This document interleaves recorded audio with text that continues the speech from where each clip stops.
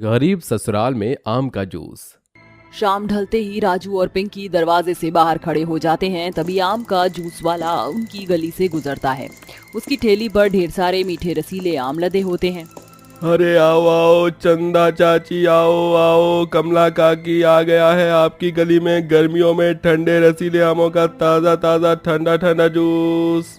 Juice वाले की आवाज सुनकर ढेर सारे बच्चे मुट्ठी में पैसे लेकर ठेले वाले के पास आकर ठंडा ठंडा जूस पीते हैं, जिसे देखकर राजू और पिंकी भी ललचाई आंखों से जूस को देखकर अपनी विधवा माँ कविता से कहते हैं, माँ माँ, हमें भी आम का जूस पीना है, हमें भी जूस पिला दो ना।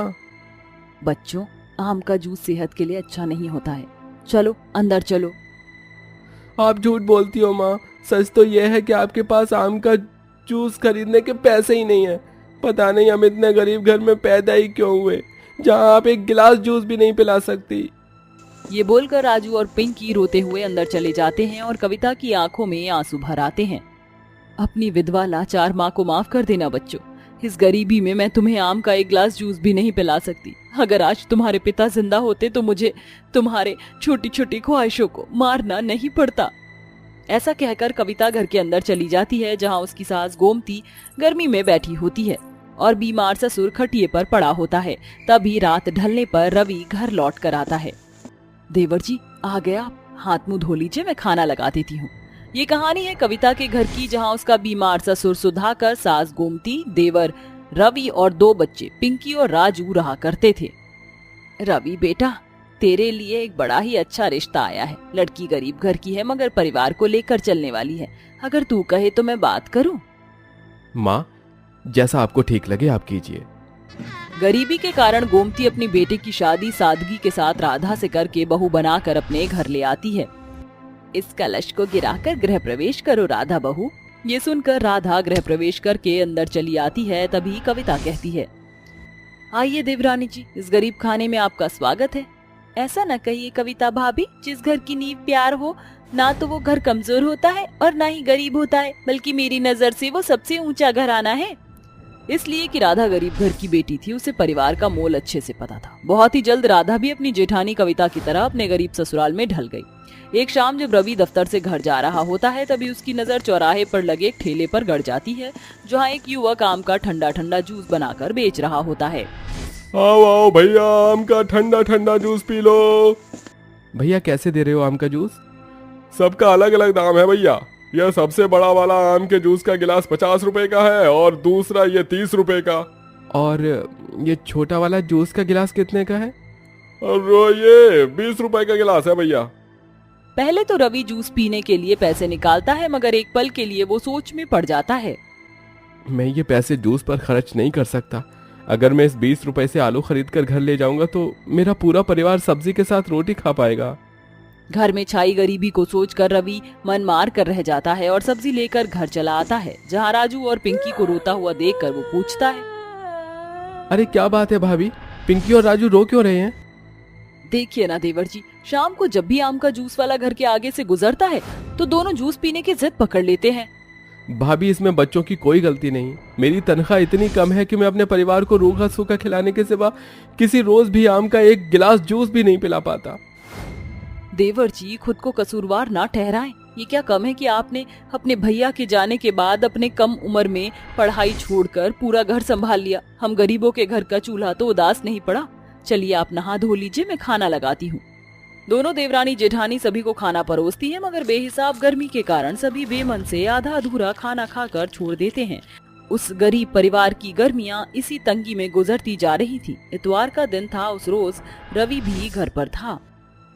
पिंकी, चल चाचा से पैसे मांगते हैं, फिर आज शाम को जब जूस वाला आएगा ना तो हम ठंडा ठंडा जूस पियेंगे।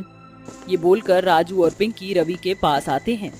चाचा जी हमें पैसे दो ना, आज हमारा चॉकलेट खाने का बड़ा मन कर रहा है। बच्चों के पैसे मांगने पर रवि अपनी फटी जेब टटोलता है और दोनों बच्चों को 2 रुपए निकाल कर दे देता है और दोनों बच्चे बड़ी बेसब्री के साथ शाम ढलने का इंतजार करने लगते हैं। तभी जूस वाला रोज की तरह शाम को गांव में आया। अरे जूस ले लो, जूस, ठंडा ठंडा आम का जूस, गर्मियों का बेंचिस ठंडा आम का जूस पियो। जूस वाले को देखकर गरीब बच्चे राजू और पिंकी की आंखें चमक उठती हैं और वो मुट्ठी में पैसे बांधकर जूस वाले के पास आकर कहते हैं, भैया हमें भी आम का जूस चाहिए, जल्दी से हमें आम का ठंडा ठंडा जूस दे दो। ठेले वाला जूस बनाने लगता है। तभी उन दोनों बच्चों के हाथों में 2 रुपए के सिक्के देखकर गुस्से से भड़कते हुए उन्हें बुरा भला सुनाने लगता है। अरे ओ गए गुजरे गरीबों, औकात है नहीं और चले आते हैं जूस पीने। अरे 2 रुपए से आम का जूस तो दूर चने भी नहीं आएंगे, चलो भागो यहाँ से। गरीब भूखे नंगे पता नहीं आ जाते हैं कहाँ कहाँ से। कंजूस ठेले वाला दोनों बच्चों को धक्का दे देता है, जिससे दोनों बच्चे गिर जाते हैं। ये सारा नजारा कविता, रवि, राधा सभी की आंखों के आगे घटता है, जिससे सभी का कलेजा कचोट पड़ता है। बच्चों तुम दोनों ठीक तो हो? घर चलो, मैं वादा करती हूँ तुम्हारी चाची तुम्हें आम का जूस जल्दी पिलाएगी। ये सुनकर दोनों बच्चों की आंसू भरी आंखों में एक नई आस जग जाती है और राधा अक्सर साग सब्जी की खरीदारी में मोल भाव करके अपने परिवार को जूस पिलाने के लिए एक एक पैसा बचाने लगी थी। और एक शाम जब जूस वाला उस गली से गुजरता है, तभी राधा सभी को बुलाती है। माँ जी, जिठानी जी, बच्चे ये जल्दी से आ जाओ, जूस वाला आ गया है। अरे ओ जूस वाले भैया, मुँह क्या देख रहे हो? चलो चलो जूस बनाओ। ठेले वाला जूस बनाने लगता है और राधा बारी बारी से आम के जूस से भरे गिलास अपने गरीब परिवार की तरफ बढ़ाती है। इतने में रवि भी आ जाता है। सभी साथ मिलकर खुशी खुशी आम का जूस पीते हैं। अरे वाह, ये आम का जूस कितना स्वादिष्ट है। पता है राधा बहू, एक बड़े वक्त बाद हमारे परिवार ने आम का जूस पिया है। देवरानी जी, हमारे परिवार के इस खुशी के खिले हुए चेहरे सिर्फ आपके कारण हैं, क्योंकि आपने पाई पाई बचाकर आज उसे खर्च करके इस गरीब परिवार की खुशियों को खरीदा है। जेठानी जी, मैं सोच रही हूँ क्यों ना हम आम के जूस को ही अपना व्यापार बना ले। आजकल लोग गर्मी में सभी आम का जूस पीना पसंद करते हैं। सोच तो बहुत अच्छी है राधा। राधा की सुनहरी सोच के साथ गरीब परिवार अपनी किस्मत आजमाता है और उनका किस्मत साथ दे देती है। बहुत ही जल्द उनका आम का जूस अपने बेहतर स्वाद और सस्ते दर से पूरे बाजार में छा जाता है और उनकी जिंदगी गरीबी से उभरकर पटरी पर आने लगती है। वहीं राजू और पिंकी को हर रोज आम का जूस पीने को मिलता है।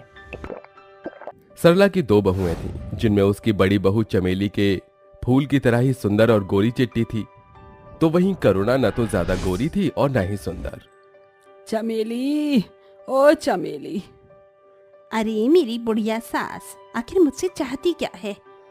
अरे चमेली बेटा। ओहो, इन्हें दिखता नहीं है क्या कि मैं फेस मास्क लगाए हुए हूँ? बस चिल्लाए जा रही हैं। आ रही हूँ मम्मी जी। बहू, इतनी देर क्यों लगा दी? क्या काम है आप वो बताइए, मैं बहुत बिजी हूँ। उन दोनों की बातें सुनकर करुणा भी वहां आ गई। सासू माँ, अगर भाभी जी बिजी हैं तो आप मुझे बता दीजिए। नहीं नहीं, तू रहने दे। चमेली, कल हमारी पड़ोस वाली औरत ने घर में महापूजा रखी है, तो मुझे वहाँ जाने के लिए बाजार से थोड़ा सामान लेकर आना है। फिर क्या था, चमेली को अपनी सास की बात माननी पड़ी और वो उसके साथ बाजार चली गई। माँ और जिठानी जी तो चली गई, अब मुझे भी अपने रोज के कामों में लग जाना चाहिए। करुणा बेचारी अपने रोज के ही घर के कामों में लग गई। चमेली और सरला दोनों बाजार से वापस आ गईं। अरे जेठानी जी, आप आ गए? नहीं, अभी बाजार में ही हूँ। ये जो तुम्हें दिखाई दे रहा है, ये क्या मेरा भूत है? पागल। चमेली मुंह बनाकर अपने कमरे में चली गई। बहू भी नाराज हो गई। चल कोई नहीं, तू इधर आ करुणा। जी। ये देख, ये साड़ी बता कैसी है?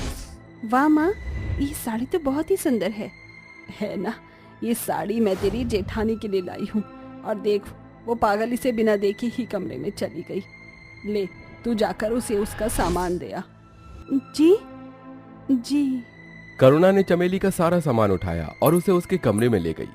जेठानी जी, ये आपका सामान माँ ने भिजवाया है। यही रख दो। लेकिन ये साड़ी मेरे लिए क्यों भिजवाई है?